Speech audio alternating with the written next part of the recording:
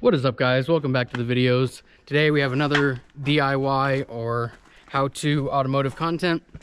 This one's going to be a really quick one, but I figured I'd make a video on it because I haven't really seen anything on the internet on replacing this.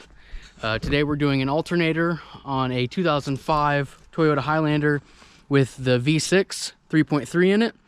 I've seen videos on doing it on the 2.4 liter version, but this one's going to be super easy, simple, straightforward. So let's go ahead and get into it. Tools you're going to need for this job is a 10 mil wrench, a 12 mil and a 14 mil socket, a ratchet, and then optionally I used an electric ratchet just to speed things up a little bit, and a couple extensions, and I used a wobble 12 mil socket to get to that tensioner bolt. Okay, so obviously first thing you want to do, take your 10 millimeter wrench and take your negative battery terminal off. When you're working with alternators or anything electrical, you always want to disconnect your negative battery terminal, as I showed you guys in all my other electrical videos and stuff. And we're just going to kind of set it to the side so it doesn't make contact again. And then we're going to come over here. You've got your alternator right here. Lighting might be really bad, so forgive me. But alternator is down in there. You have an electrical connector right here that goes to there. There's a rubber dust boot over it. So all you got to do is really press down this tab on the side and pull it up. It should come off pretty easily. And then we have what looks like a 10 millimeter nut for the electrical cable here on the top. I'm just going to take that off really quick. We'll start with the easy stuff first. And then basically this alternator acts as the tensioner for the serpentine belt. So in just a second, I'll show you guys how to take that off. So we got that off, set it out of the way. And now let's go ahead and work on getting the belt off. All right, we got a little bit better lighting. So down there on the alternator is a 14 millimeter. And that just acts as the pivot bolt, one of the mounting bolts for the alternator. It's right here. So let's go ahead and break that one free. And then, I don't know how close I can get you guys, but down in there, we've got two 12 millimeter bolts. And that is actually what's going to act as the tensioner. One is the actual tensioner bolt, and one is just like a set bolt that keeps it in its place. So let's go ahead and break those free. We'll relieve the tension on it, and we'll get this belt off. So what I used to really just make it quicker to get to that tensioner bolt down there is just a long extension and a wobble and a 12 mil. And I was able to loosen it a lot quicker that way rather than having to do it like one spin at a time. And then now we should just be able to move the belt to the side, and we'll continue with the removal process. So as I said, removal process continues.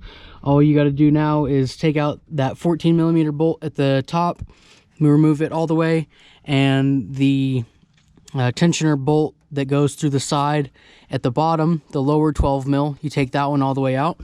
And now if you can finagle it, I don't know if I'll be able to do this with one hand, but if you can finagle the alternator out, you should be able to just pull it right out of the top and put your new alternator back in. So let's get this one out. I'll do it with two hands. We might have to move this battery cable, but we should be able to get it out pretty easily.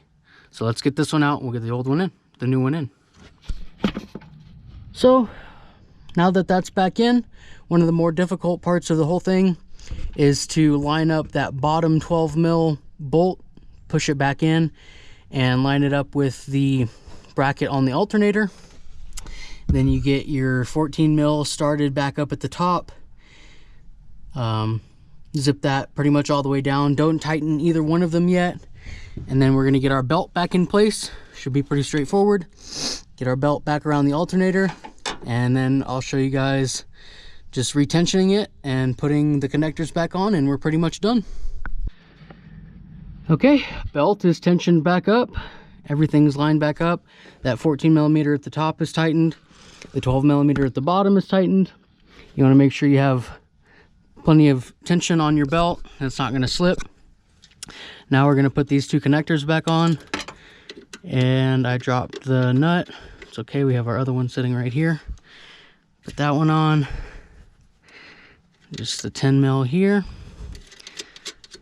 We'll tighten that down in a second. And we get our plug.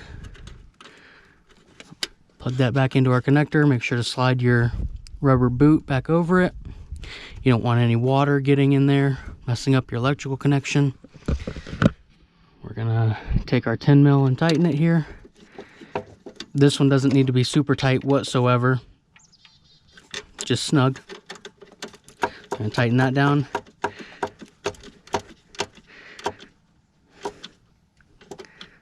Okay. And like I said, we'll slide our boot back over it so we don't get any corrosion or water or anything in there. And that's it. That's your alternator done. We'll put our battery connection back on and she should be ready to start. All right guys, that's it. Easy enough. The alternator on this is pretty simple and straightforward, but I figured I'd make a video because I haven't seen a lot on the V6.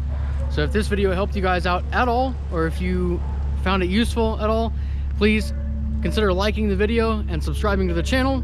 If you want to see anything else done to this car, let me know. I should be doing oxygen sensors to it in the near future, so if you guys want to see that, definitely stay tuned to the channel. That's going to do it for this one. I appreciate you guys watching. Comment down below, and we'll see you guys in the next one. Peace.